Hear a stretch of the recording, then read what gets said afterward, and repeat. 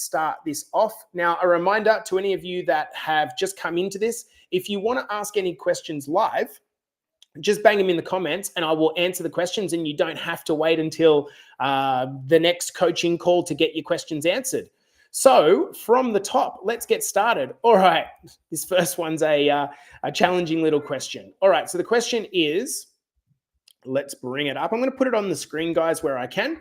I have a bad posture and a turtleneck from being sat at my desk all day. What can I do immediately to help? Okay, this is so freaking common. This is so freaking common.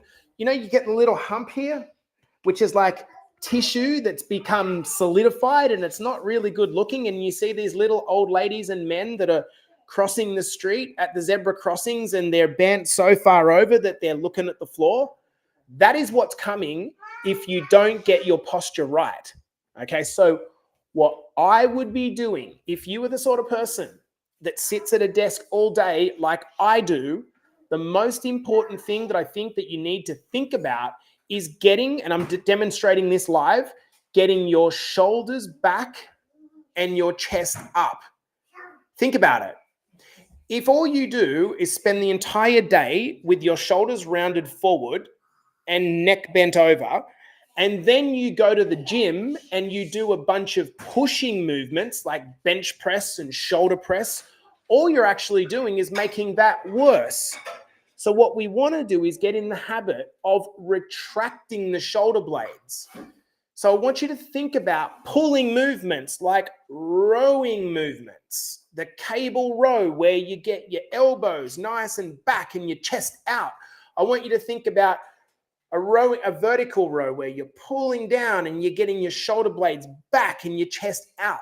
These are putting you in a posture that is the opposite of what you're falling into when you get tired. And I don't know about you guys, but the more tired that I get, the worse my posture gets. So the first thing to correcting this is you need to be conscious. When you catch yourself doing this, you got to go, oh, and pull yourself back out again. Super freaking important, because once that hunch has started, it becomes really, really difficult to get stopping. All right, next question. And again, if you want to ask anything live, you can. I've been in the program for a good number of weeks now. I'm still going strong, but I'm finding I'm not sweating as much as I used to. Is this normal, or am I not working hard enough? Okay, let's just say this once and for all.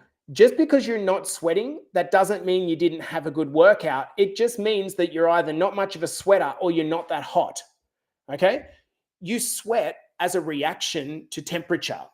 So when your core body temperature rises, sweating is a mechanism to try to cool you down, just like a panting dog. This is no indication of how hard you're working. If you work out in a gym that has air conditioning, you may not ever sweat at all. Or you might do a really average workout in a gym that's just stupidly hot, like one of those old jail gyms that Steve Byron trains in. And if that's you, you're going to be hot. Sweating is not a metric of performance. It's not a metric of how hard you are working. When you go into the gym, you're not meant to be chasing pain. You're not meant to be chasing sweat. What you're chasing is strength gains first and foremost. So how do you know whether you're getting stronger? Well, I'll tell you. At a given weight, you're able to do more repetitions. Good morning, Nikki. At a same weight, you're able to do more repetitions, or at the same repetitions, you're able to do more weight. So if, for example, you've done 10 repetitions in your program and you're used to doing a 50 kilogram squat, and then this week you tried to do 55 kilograms and you got 10 repetitions out, that means you're getting stronger. So you pay attention to strength gains, you don't pay attention to sweat. Again, guys, if you want to ask anything, please let me know in the comments. Timbo, firstly, brother, I love you and I'm so glad that you're around for the next year. You're an absolute legend. Let's get to Timbo's question. He said, if you weigh your food raw, Timmy, I'm not going to correct your spelling, but it's spelled R-A-W. You've given us the lion roar, pal. How do you weigh your cooked food as leftover, as in chicken for a wrap? Good question. Really good question, brother. what I would do, so firstly, when it comes to weighing food, you always want to weigh your food raw. You can weigh it cooked, but it just becomes unreliable because there's a huge variance in how you cook it and how much water actually leaves. So if you cook it on a super high heat for a long period of time, you could dehydrate that piece of meat so much that you get massive water loss compared to doing it, for example, as a stir fry. Okay? So what I would do, Tim, in your case, and I'm actually rewriting some parts of the meal plan, the BBA meal plan, to reflect this. What you want to do is you want to, let's say that you're prepping as part of our meal plan where you have chicken for dinner and then you have the other half of the chicken at night, Tim. What you do is you weigh out 500 grams of chicken, okay? You then divide it into and cook it separately, or easier, you just cook the whole lot. So you have cooked chicken. You don't know what the weight of that cooked chicken is, but you know the raw weight of the cooked chicken is 500 grams, and you just roughly half it. If you want to, you could just weigh the cooked chicken and then half it again. I would not get too caught in the details, mate, because at the end of the day, calorie tracking is at best a guess. Okay, Tim, I put a video up into the group yesterday. If you search why calorie calculators are unnecessary, you'll see the video. And in here, I made an argument that trying to go into the devil of the detail of calorie tracking is just not really worth it, right? Brother, you're doing the right thing as you are. Tulaski says, I find it difficult to count calories. What are your thoughts? One meal a day. Good question. I'm going to be the first to say that calorie tracking for most people, including myself, sucks. I fucking hate doing it, right? Anyone that tells you they like calorie tracking, they don't like calorie tracking. What they like is the fact that it gives them freedom, because then they can know what they can eat and get away with it, which is the entire point. So, Tulaski, the goal is not to count calories forever.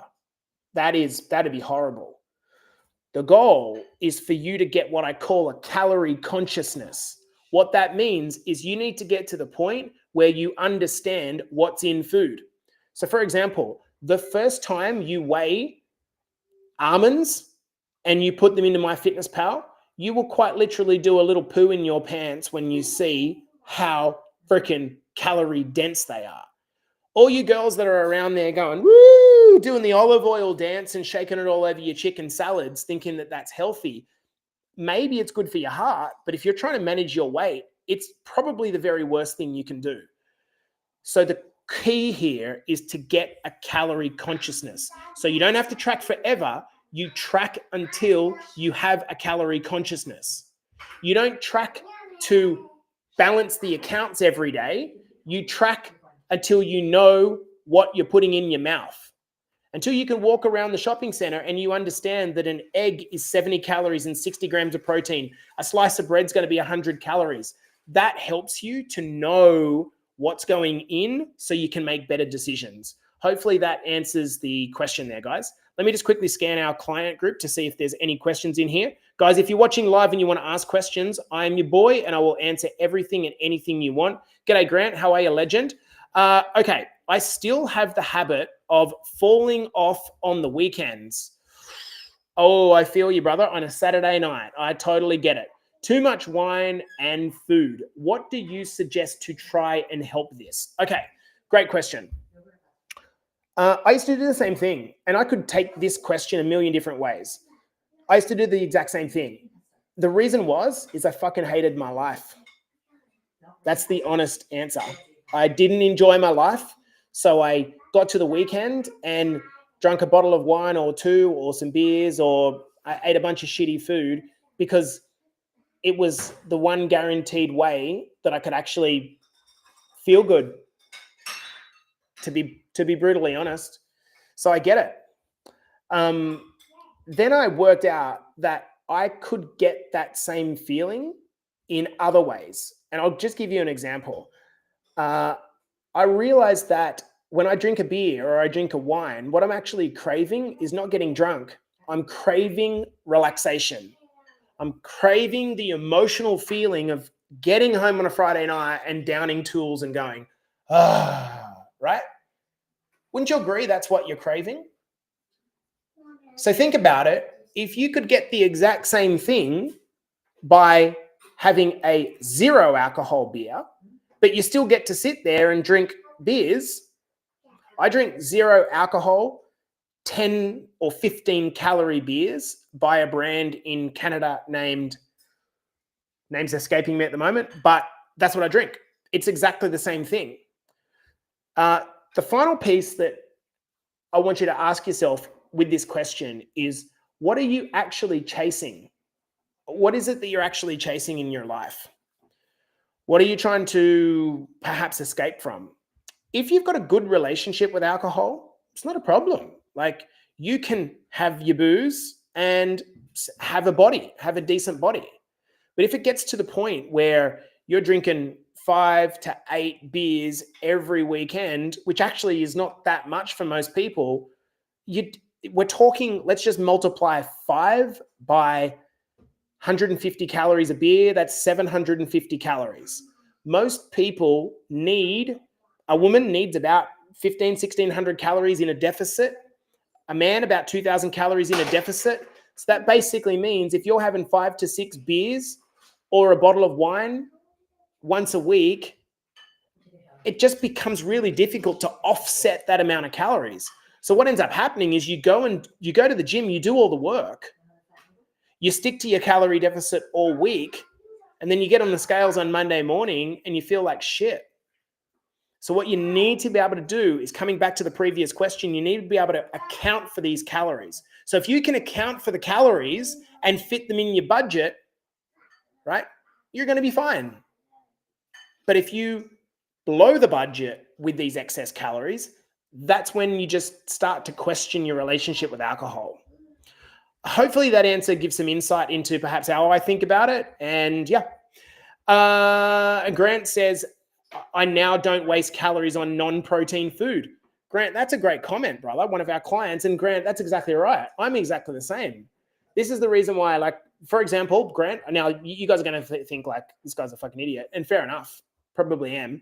But plane food, right? We're over here on the plane, and I found myself just, because I was bored and we didn't really have like proper movies, what I basically did was they brought out endless amounts of bread and then like chocolate cake as the dessert.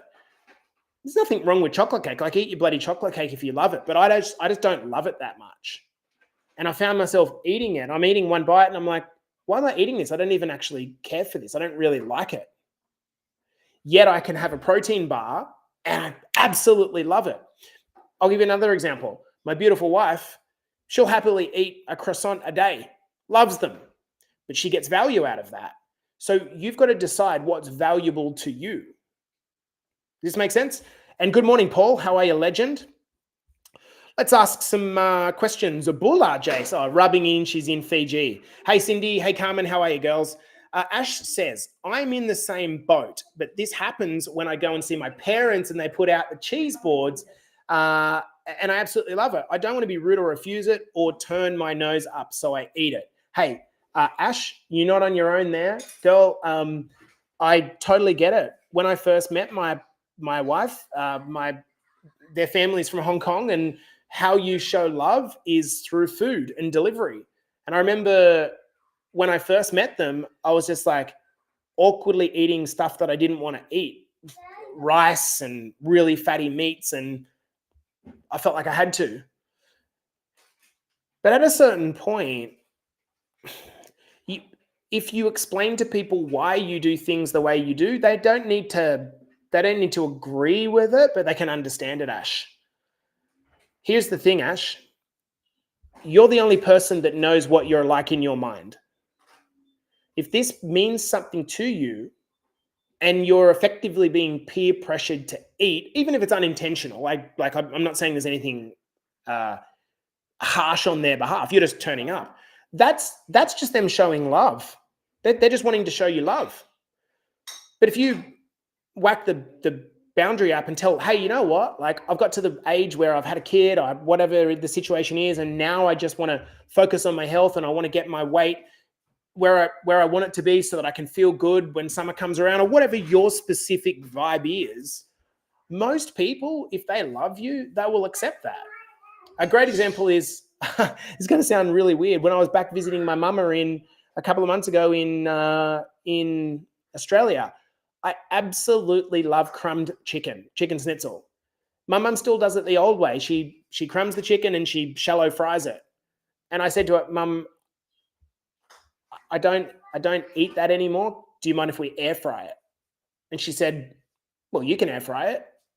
Oh, we'll still have ours the old way, but you can air fry it, no problems at all.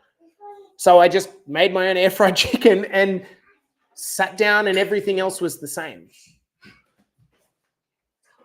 The point is, Ash, you've got to start making decisions in your life for you. Because if you keep sacrificing for everyone else, you will be the person that comes out the other end feeling shitty when everyone else is gone. Hello, beautiful Dan. Lovely to see you in here, champion. Let's get into your question, bro. I want to answer this. I'm going to put the question in the comments. Recently started following the meal plan again. Can I jump straight to week 4 where breakfast with oats and protein is on the menu, struggling with fasting? Absolutely, Dan. You can most definitely do that. In fact, I'm deep in the process of kind of rejigging some of our meal plans and creating a few more over the coming months.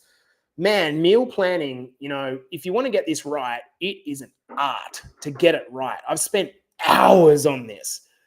What I'd say, Dan, is if you don't want to fast, bro, you do not have to fast.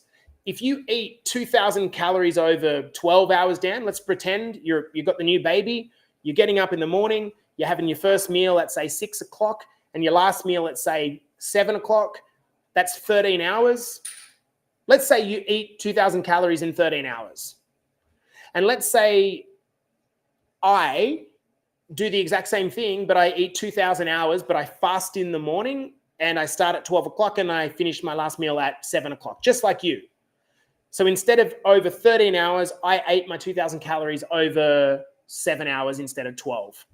There will be fucking zero difference. Zero difference.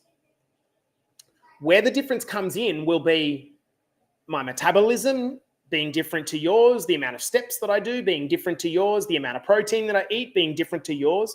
But the meal timing, Dan, does not matter. Okay? Now, this is particularly important, I think, for ladies, because a lot of ladies are really struggling to get the amount of food in our plan. Isn't it ironic that you go from the wilderness and you're just trying to work out how do you starve yourself and you're putting on weight, then you come into BBA and you're like, how the fuck do I eat all this food? It's so much food. And you start losing weight. This is because we know how to get you to be full. Once you're full, you all of a sudden stop eating as much. And under these circumstances, sometimes fasting is just not necessary. So one of the things that I will definitely be working towards is providing more meal plans for the ladies that do not involve fasting. Any other questions, guys? Yeah, I got you, Dan. Hello, Levi. How are you? Now, if you're watching this on Instagram, we are live in our client groups. And so this is why you're hearing us answer questions. Okay, next up, we've got slowly building confidence. This is good. I'm going to the gym, but I still find I freeze up a little thinking people are looking. What's your tips to build confidence? So check this out. I was on a kickoff call this morning with one of our new clients, Shah Redman. And she says to me, the first thing she basically says was, I ripped the scab off and I went in the gym. And I said to her, how did you feel? Did you feel nervous? Were you intimidated? She's like, nah, I didn't focus on anyone else because I just realized that if I don't do this, I'm going to die. Fuck, that slaps, doesn't it? Again, coming back to the question that Ash, or the comment that Ash pointed above, you got to do things for yourself. My experience is that I've been going to the gym since I'm 10 years old, right? I never, like honestly, I've never looked at a person who's in the gym, never, and saw them having a go and thought, look at this fucking idiot, or look at this fat so-and-so. I've never, ever thought that. the only thing I've ever thought is, man, that's inspiring. And I wonder what would happen, how the person would feel if I went up and tried to help them with their form slightly. You just got to get out there. Now, you're in our client group. What I would recommend you do, if this is you, team, and you struggle a bit with your gym confidence, I have built you a full 45-minute, 60-minute workshop. You go into the guides section of your app or the Facebook group, you slide down to base workshops and you go into guide 8. There's a hour-long tutorial with me in the gym, walking around, showing you every basic thing that you would need to know in the gym. Where the weights are, what they mean, where to start with the program, what a rep is, what a set is, how to track, how much rest, how much intensity. Go and watch that. I would strongly suggest. Tanvir, best macro split for bulking up after 35 kilos weight loss. Simple example is that when you've been through a cut, what you will typically do is decide your calorie target. You will then slot your protein. You will make sure that you have a minimum of 50 to 60 grams of fat per day, and the rest will be made up by carbs. Yep. If you're asking the question that you've just asked, then you should be able to understand what I just said. So when you were pulling the carbs down on the way down to lose weight, the great thing is you don't really need substantial amounts more protein when you start bulking, when you start increasing the weight. So what that means is that you can keep the protein the same, keep the fat the same, and just gradually increase the carbs. If you don't like carbs as much and you prefer fats, so things like nuts and oils and avocado, you can just let your fat drift up a little bit. But the basic idea is the protein always stays the same. So the calories change due to the lift in fat and carbs or carbs based upon your preference. Kylie, hello girl, how are you? I've been the same way for weeks. Measures are slowly going down still. How do I push to the next level to keep the weight number going down? Great question, Kai. So the answer, and I think, Kai, it would be good for you to come in and watch the chat that I did yesterday with Elle. That chat, we went through exactly what you're going through, exactly to a T, didn't we, guys? For those of you watching on live, if you haven't seen that chat, just scroll back, search it, and you'll see that the Zoom. It was literally, she said, I'm plateauing. I don't know what's going wrong. Her weight was basically 1 kilo less than she started. And her waist circumference was down 16 centimeters. 16 centimeters. That's about 4.5 inches.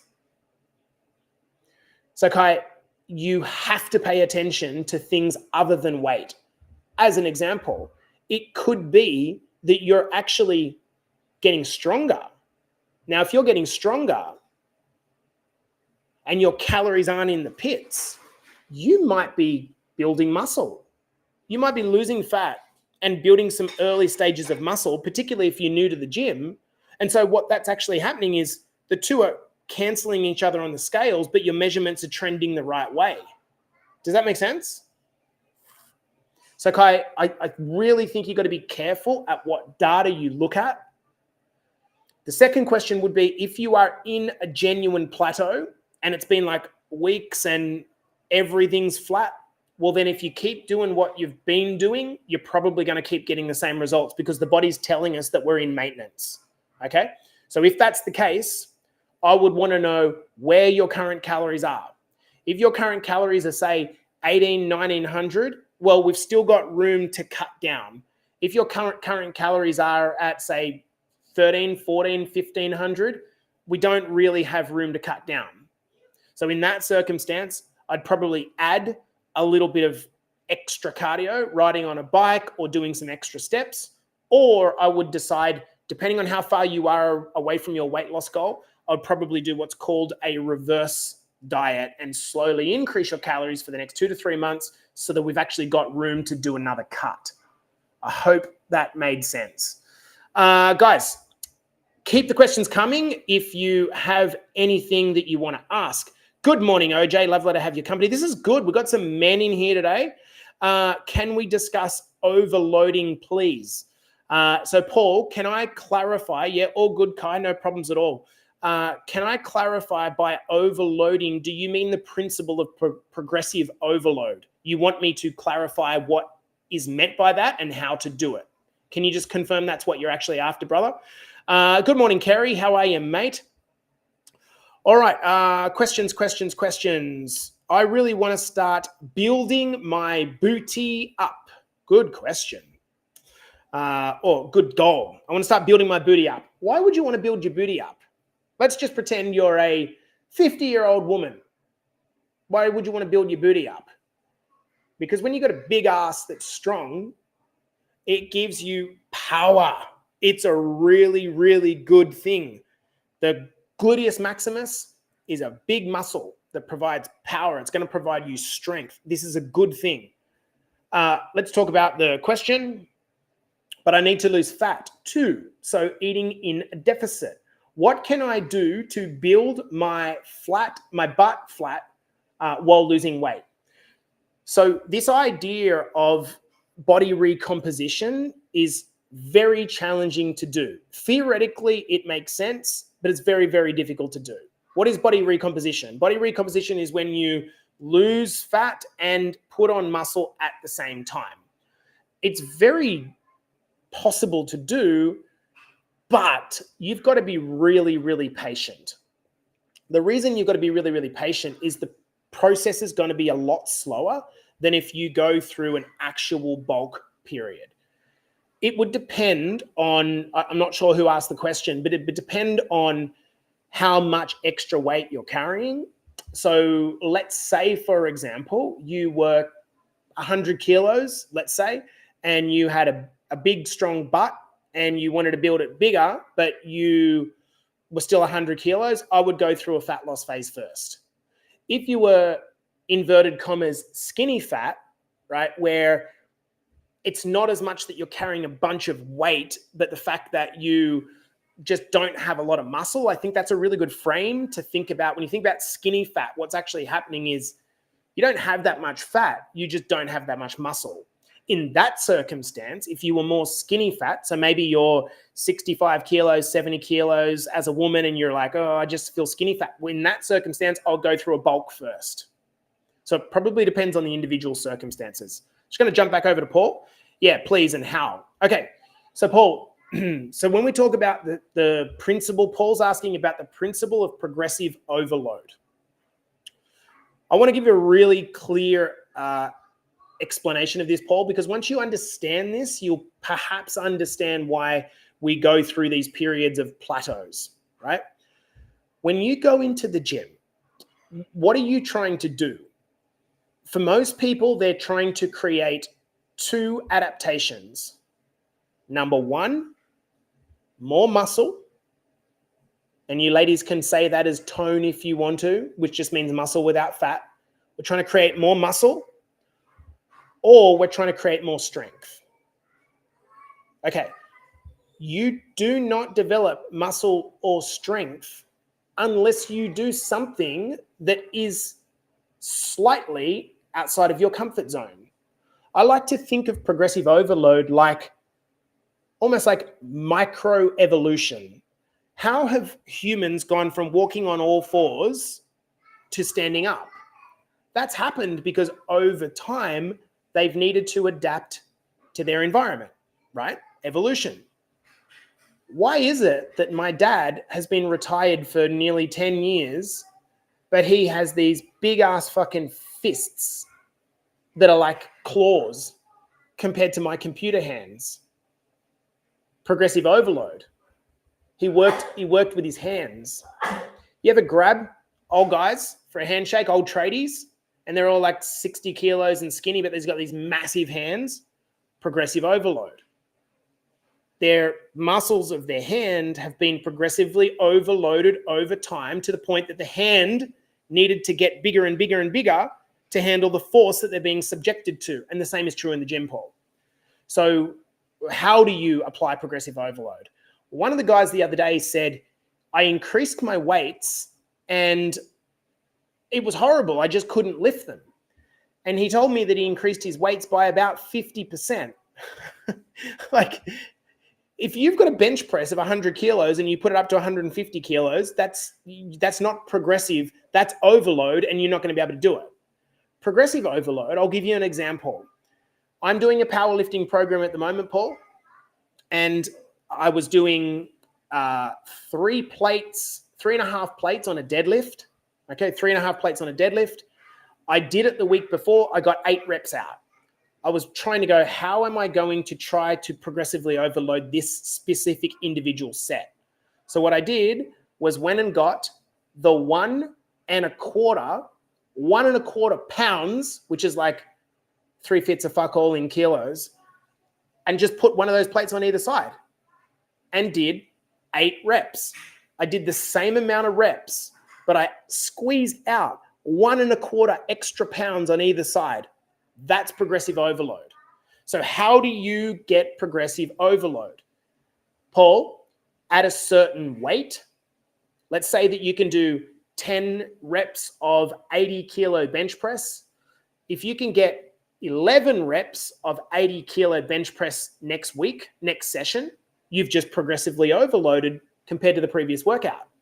If you can get 82.5 kilos out of the same amount of reps, 10 kilos, you've just progressively overloaded. If you decide to reduce your rest time, you've progressively overloaded. If you did 80 kilos, 10 reps last week for 3 sets, and this week you did 80 kilos for sets of 10, 4 sets, you've just progressively overloaded because you've done an extra set. You've increased your volume. So all it means, brother, is progressively adding more difficulty to whatever you are doing to try to create a new adaptation. That was pretty long-winded, but I wanted to make sure because a lot of people just don't get how to get change. And the reality is you only change when something creates a novel stimulus. The reason I started doing a new program, a power program, is because I felt like I'd plateaued for a period of time doing typical kind of hypertrophy-based training. So now I've lifted the weight, reduced the reps, got a set program, which we can do with you as well, Paul, at the right time, and it will trigger new gains. The reason that people pick up strength and muscle quite quickly at the start of their transformation journey is because they have no overload. If they do anything, it's more than they've done, so they grow. Does that make sense? Hopefully that's a complete answer, guys. All right, I've been here for a while, and it's 10 p.m. my time at the moment, so I'm going to fall asleep soon. So you guys want to ask any questions, you better bang them in the comments, and I will answer them, and then I'll get the hell out of here. All right, so I'm not that keen on sweet potato, much prefer white potatoes. Is there any nutritional difference? Does it really matter? This is actually a great question. And in a former life, I would have said, no, you got to eat the sweet potato. The difference between sweet potato and normal potatoes is hardly anything, literally hardly anything. They both contain the same amount of calories, roughly. They both contain roughly the same amount of protein, which is bugger all. The only real difference is sweet potatoes have a slightly lower glycemic index, which means they release sugar into the blood slightly slower, so it doesn't peak as much. But what people don't consider when they're looking at glycemic index or GI is you're eating that as part of a whole meal. You're not just eating a potato by itself. You're eating a potato, you're eating steak, you're eating vegetables. So that one potato in that entire meal with a slightly better GI is of minimal importance. So long story short, if you prefer white potatoes over sweet potatoes, eat the fucking white potatoes. Absolutely. All right, we might have time for one more question if you guys don't have any questions. What do we got here? Gloves, a question on gloves. All right, so I'm starting to lift heavier. My hands are getting all sore. Can I wear gloves? If so, what do you suggest? Look, I've never worn gloves in my life. And the reason is because when you've lifted for a while, right in here where you should be lifting the majority of your weights, you will develop calluses. And those calluses, like progressive overload, have been developed over time, and they become hard skin that form as a protection. Now, sometimes those calluses tear off and can be a little bit painful, but very, very rarely. So look, if you are a woman and you like the look of your hands being uncalloused, wear gloves, and they do work. Me personally, I really couldn't care, and I'd prefer to not wear gloves and have the non-tactile feel. I'd prefer to be able to grab the bar and put on a pair of straps to go with it and be able to develop calluses purposely so that next time I do them, then my hands aren't getting torn up.